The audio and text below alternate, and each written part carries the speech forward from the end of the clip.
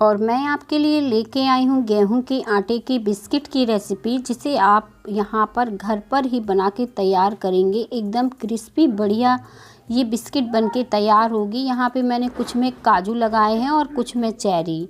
तो शुरू करते हैं। आधे कप चीनी लिया है, आधे कप ही पानी लेंगे और इसे अच्छे से हम घोल लेंगे। 2 से 3 मिनट में ही हमारी चीनी घुल जाएगी और थोड़ा बहुत रह जाएगी तो हम उसे इसी तरह से रख देंगे तो वो आराम से घुल जाएगी।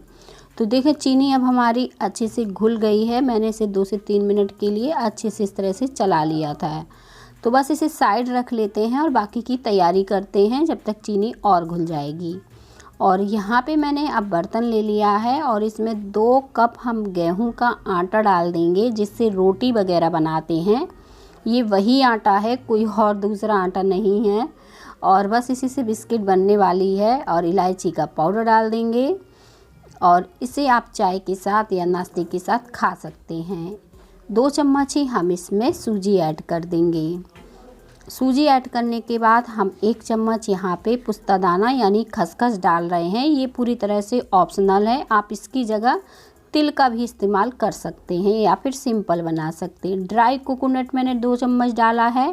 अगर ड्राई कोकोनट नहीं है तो आप नारियल को कद्दूकस करके भी इसमें डाल सकते हैं। इन सारी चीज़ों को मैंने एक बार हाथों से अच्छे से मिला दिया है। यहाँ पे मैंने आधे कप ऑयल लिया है। यहाँ पे मैंने रिफाइंड का इस्तेमाल किया है। अगर आप घी का इस्तेमाल कर रहे हैं तो यहाँ पे आप 1/3 कप घी डाल सकते हैं। और इसे हमें अच्छे से हाथों से मिला लेना है और चेक कर लेना है। और जब ये इस तरह से कंबाइंड होने लगे तब हम इसमें ये चीनी का घोल डालेंगे। बस इस तरह से हमें चेक कर लेना है। अगर ये अच्छे से कंबाइंड हो रहा है तो तुरंत हमें चीनी का घोल डाल के इसे गूँथ लेना है। इसका हम बहुत ज़्यादा टाइट आटा नहीं लगाएंगे, बहुत ज़्यादा सॉफ्ट भी नहीं लगाएंगे, बीच का आटा लगा के तैयार करेंगे। तो बस मैंने चीनी डालकर इसे गूँथ लिया है और अच्छे से सिर्फ इसे कंबाइंड होगा, क्योंकि ये भुसभुसा दानेदार सा रहेगा, क्योंकि इससे हम बिस्किट बनाने वाले हैं। तो बिस्किट भी इसी तरह से अच्छे से बनने वाली है। तो इसे बहुत ज़्यादा चिकना करने की ज़रूरत नहीं है और बस इसे इस तरह से हम कंबाइंड कर देंगे। और हमने इसे अच्छे से कंबाइंड कर दिया है तो बस इससे बिस्किट बनाना शुरू करेंगे। तो यहाँ पे मैं हाथों से पहले बिस्किट बना रही हूँ और कुछ बेल कर बनाऊँगी। तो जैसी सुविधा हो आपको वैसे आप बना सकते हैं। यहाँ पे मैंने गोल कर दिया और पेड़ा के जैसे चपटा शेप दे दिया। और आप देख रहे होंगे किनारों पर क्रैक पड़े हैं, तो उससे कोई फ़र्क नहीं पड़ेगा। उससे हमारी जो बिस्किट है और भी ज़्यादा अच्छे से सिक पाएगी अंदर से। तो सारी बिस्किट अब हम इस तरह से बना लेंगे। तो देखें हमने ये बिस्किट बना के तैयार कर ली हैं। और थोड़ी सी मैंने लोई ली थी, इसे मैं बेल कर काट के बनाने वाली हूँ। तो आपको जैसी सुविधा हो बेल कर बनाने वाली या फिर हाथों से, तो वैसा कर सकते हैं। बस एक बात का ध्यान रखना है, बिस्किट को हमें इतना ज़्यादा मोटा नहीं रखना है कि ये कढ़ाई में सिक ना पाए। बहुत ज़्यादा पतला भी नहीं रखना है। इसे हम मीडियम साइज़ में ही बनाएंगे ताकि ये अंदर तक अच्छे से सिक पाएँ। और इस तरह से मैंने कुकीज़ कटर की सहायता से इसे काट दिया है। यहाँ पे आप कोई ढक्कन की सहायता से काट सकते हैं या फिर इसी तरह से कुकीज़ कटर की सहायता से। और इसके किनारे हम निकाल लेंगे और उन्हें फिर से मलकर बिस्किट बनाएंगे। और इस तरह से मैंने बिस्किट बनाकर निकाल ली हैं। तो सारी बिस्किट मैंने 2 तरह से तैयार कर ली हैं। यहाँ पे मैंने कटोरी ली है, इसमें मैंने कॉर्नफ्लोर मिलाया है और 2 चम्मच ही पानी मिलाया है। अच्छे से मिक्स कर दिया है। ये सब करना पूरी तरह से ऑप्शनल है। अगर आप बिस्किट को सिंपल ही तलना चाहें तो आपको कुछ भी करने की ज़रूरत नहीं है। पर मैं यहाँ पे थोड़ी सी चेरी इसके ऊपर लगाने वाली हूँ, तो इसलिए मैंने यहाँ पे कॉर्नफ्लोर का इस्तेमाल किया है ताकि कढ़ाई में चेरी निकले नहीं।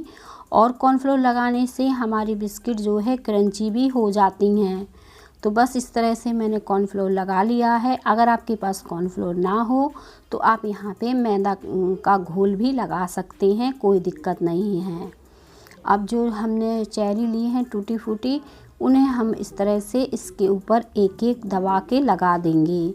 तो ये कढ़ाई में तलते समय खुलेगी नहीं और अच्छे से तल जाएगी। अगर आपके पास ये चेरी नहीं है तो भी आपको कोई दिक्कत नहीं होने वाली है।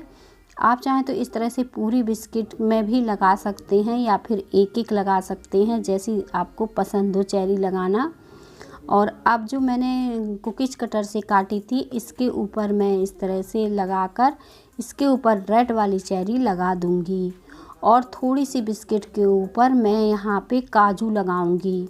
तो इस तरह से मैंने अलग अलग तरीके से इसे सजाया है। अगर आप चेरी या काजू ऊपर से नहीं लगाना चाहते हैं तो आपको कॉर्नफ्लोर घोलने की ज़रूरत नहीं है, आप सीधे कढ़ाई में तलकर इन्हें निकाल सकते हैं। अब यहाँ पे तेल को हमने अच्छे से गरम कर लिया है और आंच को धीमे पे कर दिया है, क्योंकि एक बार तेल हमारा अच्छे से गरम हो जाएगा तो हमें आंच बिल्कुल भी तेज़ नहीं करनी है, ताकि ये अच्छे से अंदर तक सिक सकें। तो बस धीमी आंच में ही हम इन्हें अच्छे से सिकने देंगे। या फिर आप पहले एक बिस्किट डालकर ट्राई कर सकते हैं कि ये अच्छे से सिक रही हैं कि नहीं, कढ़ाई में खुल तो नहीं रही हैं, कोई परेशानी तो नहीं हो रही है। फिर आप बाकी के बिस्किट डाल सकते हैं। और यहाँ पे देखें, मेजरमेंट के हिसाब से एकदम परफेक्ट बिस्किट बनके तैयार हुई है, कोई दिक्कत नहीं हो रही है। मैंने एक साथ ही ढेर सारी बिस्कुटों को डाला है और इतनी ज़्यादा ये क्रंची बढ़िया बनने वाली हैं। और देखें, जो टूटी फूटी हमने लगाई थी उससे ये देखने में बहुत ही ज़्यादा सुंदर दिख रही हैं। और ये अंदर से देखें सिक भी गई हैं, क्योंकि इनमें अच्छे से क्रैक पड़ गए हैं। तो जब बिस्किट हमारी अच्छे से ठंडी हो जाएगी तभी ये क्रंची रहेगी। तो बस पहले हमें इस तरह से बिस्किट को निकाल लेना है और बाकी के बिस्किट भी हमें तल लेना है। तो इस तरह से बाकी के बिस्किट भी हम तल लेते हैं। और देखें, जो कुकीज़ कटर से हमने काट के बनाई थी वो बिस्किट भी बहुत ही अच्छी बन रही है, किनारों से भी वो बढ़िया से क्रंची से सिक पा रही है। तो बस आप किसी तरह से भी इस बिस्कुट को बना सकते हैं, या कुकीज़ कटर की सहायता से या हाथों से। तो ट्राई करना तो बनता है, और वैसे भी नया साल आ रहा है तो आप इन बिस्किट को बना के रख सकते हैं। तो सारी बिस्किट अब हम इसी तरह से तलकर निकाल लेते हैं। तो मैंने जैसे बताया था कि कुछ बिस्कुट पे मैंने काजू इस तरीके के लगाए हैं, तो वो भी अब हम इस कढ़ाई में डाल देते हैं और इनको भी हम तलकर निकाल लेंगे। ये भी देखें कितनी प्यारी अच्छे से सिक रही हैं, इनको सेकने में भी कोई परेशानी नहीं हुई है। तो बस निकाल लेते हैं। बिस्किट हमारी बनके तैयार हो गई हैं। रेसिपी अच्छी लगे तो रेसिपी को लाइक करिएगा और मुझे कमेंट में बताइएगा कि कैसी लगी हमारी बिस्किट की रेसिपी। मिलेंगे हम इसी तरह की और नई रेसिपी के साथ।